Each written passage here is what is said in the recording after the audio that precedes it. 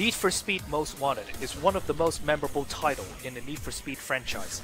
After the success of Underground series, police chasing makes its return, adding more intensity to an already addicting game. You play as a protagonist who is new to the city's racing scene. Sadly, someone really loves your M3 GTR, so he sets you up, takes your ride, and becomes the most wanted with it. Then, a hot lady decides to hook you up with some cash, so you can work your way up to get to the most wanted to get your car back. Your objectives is really simple.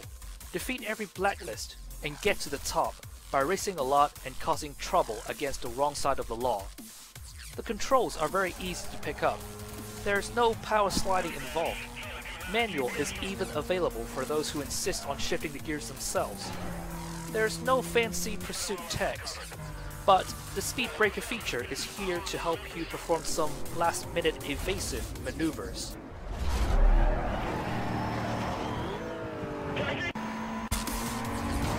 detail me on that call. The AIs are not aggressive, but they can get in your way. Rubber banding is here to catch you off guard, so drive quick and don't hit traffic so much. Also, don't screw up in shortcuts.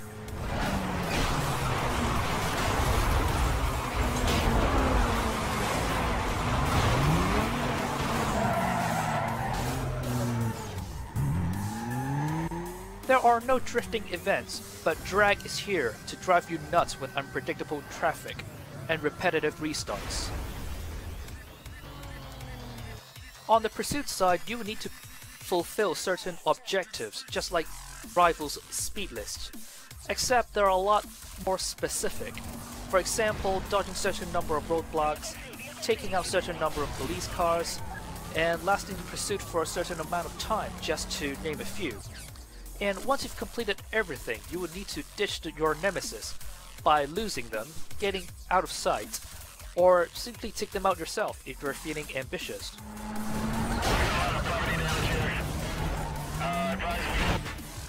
Once you've earned enough bounties, he or she would challenge you for a couple of races. Each victory rewards you 2 markers. If you're lucky or has done enough research, you would pick the rival's pink slips, where you can keep it, use it, or sell it for more money. As you go along, you would spend a lot of money on upgrades to stay competitive.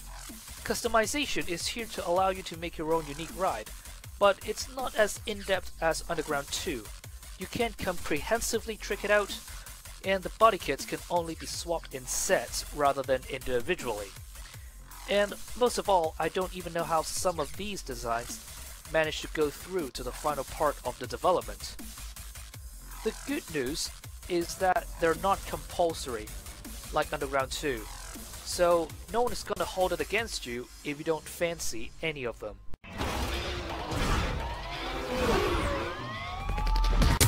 Police chasing is where you get most of your adrenaline rush.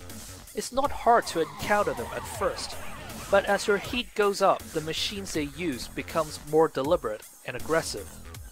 As soon as you go past heat level 3, the police would deploy heavy machines, called rhinos, to ram you all the way to the Twilight Zone. Spike strips would also be laid out, which makes your wheels useless when you hit it.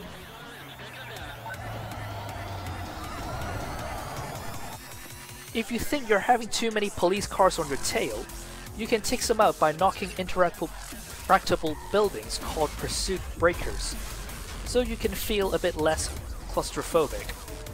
But if a helicopter shows up, you better know the map back to front, because there's no indication for underground tunnels. As you go along, the objectives becomes more demanding, and you would stay in pursuit longer to achieve as many goals as you can. This is when you begin to get more and more anxious, wondering if your luck is going to run out after so many close calls.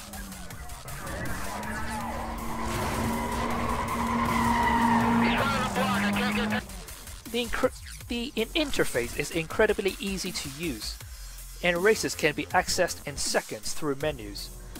The map offers diverse open roads that you can speed for miles, and places where you can play cat and mouse with the cops. Everything blends in with the open world nicely, and there is very little segregation between races and police chasing. Then the graphics, which is not amazing today, but without all those minute details, everything looks nice to the eye without giving you epileptic seizure.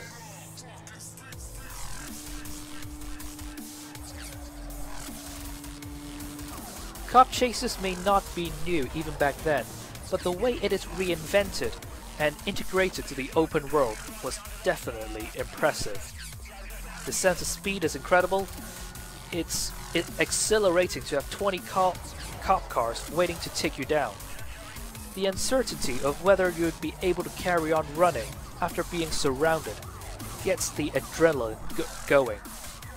It feels really authentic without all those sci-fi style gaming from nowadays. It is certainly worth replaying again. In fact, this game deserves a remake, and the 2012 version doesn't count because it didn't do any justice.